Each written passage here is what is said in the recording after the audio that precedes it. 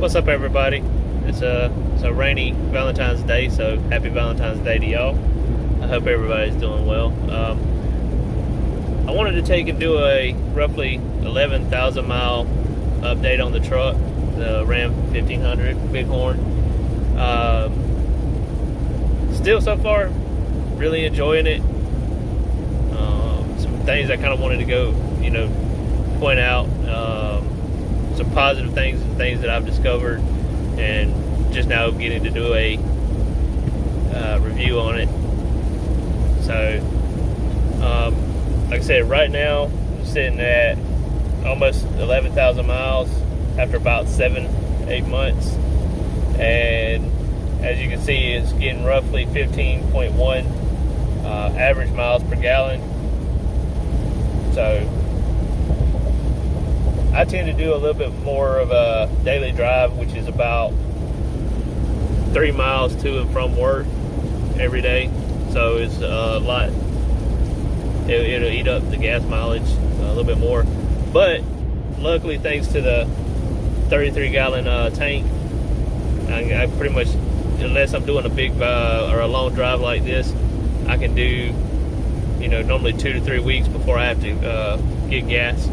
So that's a real big plus, and I've just been very happy with the truck, and I've already got one oil change and tire rotation for right at $80, I think it was, for both of those, or $80 for both.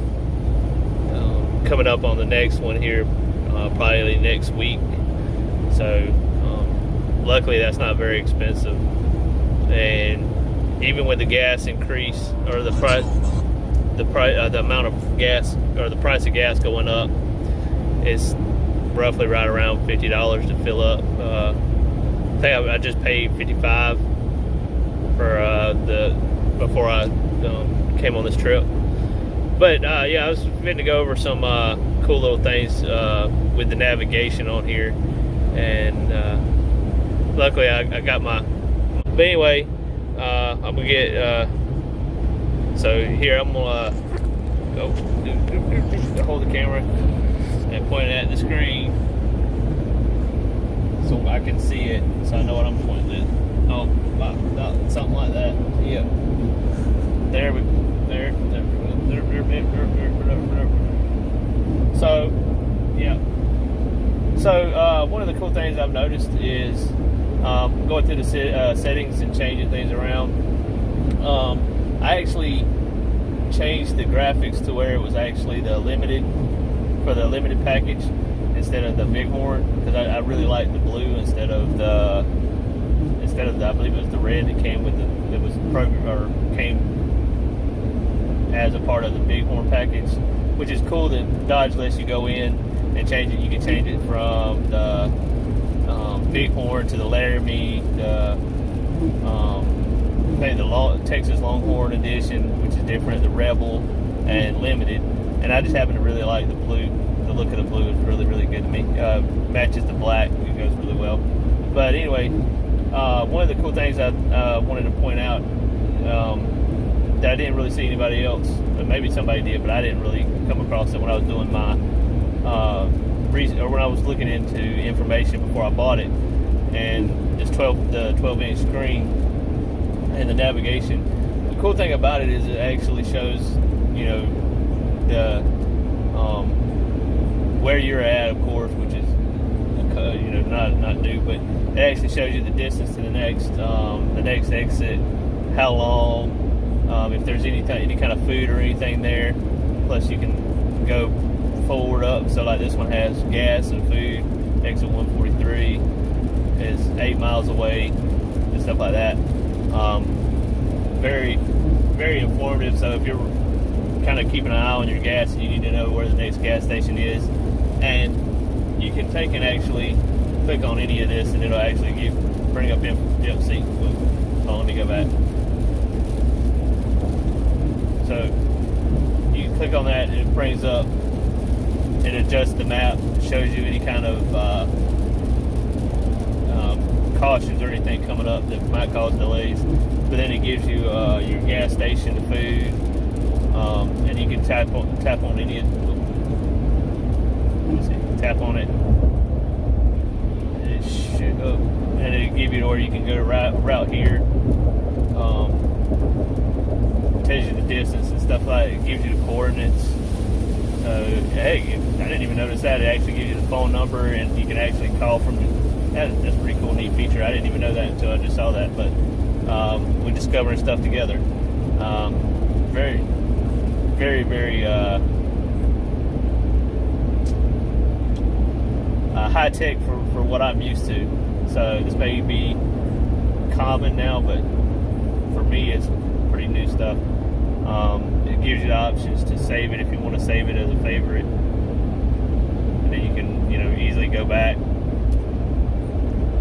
Also, with the going in and changing settings, I don't know how well it shows up on the camera, but like the water, it actually moves. It shows, of course you can probably tell it was water, but makes the water, move and stuff like that. That was a pretty cool little neat feature. And depending on where you go, sometimes there's like little bitty trees and stuff around, so that's pretty cool. Also, let me see if I can get it to adjust up just a little bit. So you still have your cautions up here in the corner, because it shows because it's so big, or I'm assuming that's why it projects out a pretty good distance from where you're actually at. So you can see up in the corner the cautions that showed up, I guess, before, and you can click on them. Hold on, let me see. There we go. Okay, that's why I accidentally touched the search, so hold on, let me go back. But yeah, any of this stuff, you can, pretty much anything on here is very touchable, and it brings up information, and so it gives you a way. Let's see. Due to road construction, there's something closed in there, and it'll give you an option to avoid it if you need to avoid it, which is really cool. So if you notice it's there and you're going that way and you may be coming up on it, and give you a chance to plan a way around it more efficiently than if you just kind of come up on it in the last minute and then you're stuck in traffic. So it's very informative in that respect. So coming into the travel links and stuff like that, you can still look at your fuel prices. It shows up what's the nearest fuel. Actually gives you the price of the fuel. Gas is going up right now. You can take and mark them as favorites. If you have a favorite, you can go to your favorites. Fuel type, I've never tried that before. So it's set to show the price. I guess show the prices of regular fuel instead of mid-range. So that's one thing that's really been good about this information, or the amount of information they provide, and allow you to customize exactly what you're looking for. Because sometimes there could be, especially if you're looking for like a mid-grade or high-grade fuel for whatever vehicle you're in, there could be a big difference between the regular price and the high-grade. So you can take and adjust and search for the type of brand. You can search by price. So it just adjusted it from what's closest to what's cheapest. It's really, really informative. You also so we're going up here. You can take and find out what movie theaters nearby. You can go in and find out more information about it. You can set you can call them. You can set the navigation to go there. Okay, so I can't. If you're standing, if you're still, it'll actually show you what is actually playing at the theater. If you're looking for a specific movie, it'd be really neat if you could go in and actually purchase a ticket. That would be great. So sports. I'm not really big into sports, so sports is not something that I did. But you can, again, while I'm moving, it doesn't work. But you can look at that.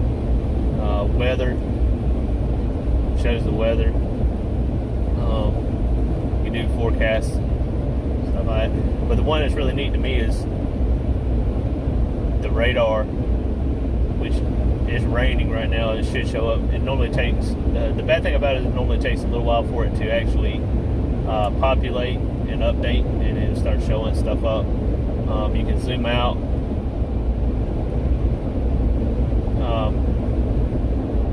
One of the cool things about it is back when we were having, back during the hurricane season, so there's a lot of the different weather patterns, the high, low pressures.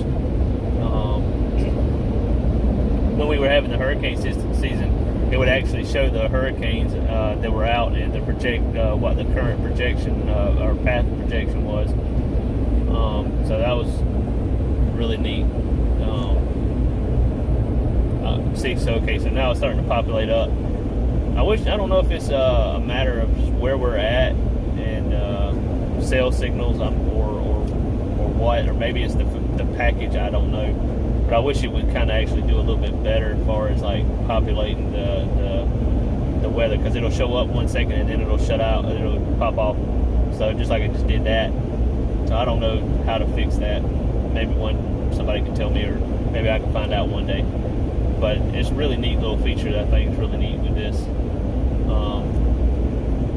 I haven't really checked with into any of this right now, but yeah, it's been really neat. I've really enjoyed having it. It's really helpful.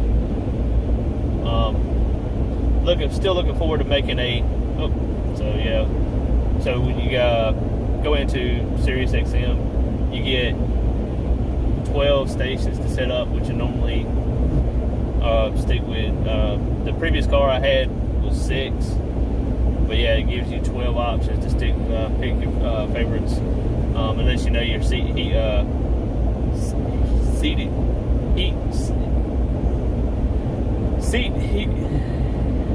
heated seat is on. So if I was to go in and change it, mine would pop up, my steering wheel would pop up.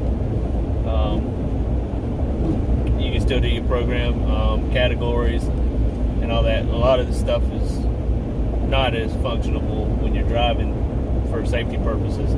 But let me go back to, there we go. But yeah, I just kind of wanted to kind of give an update on how things have been going and how, if my opinion has changed or not. I've been completely happy with it.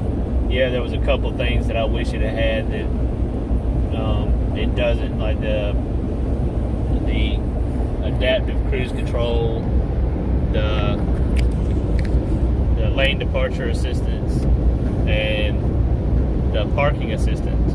So everything's still good. I've been really enjoying having it, and look forward to having it for a lot longer. Not looking to get rid of it anytime soon or anything like that. Its tires are still doing good, so whenever I go to replace those, I'll kind of hopefully try to do a video about the cost of replacing the tires, and if I have any kind of major issues with it or anything like that, I'll try to keep everybody informed. But that's kind of where I'm at right now.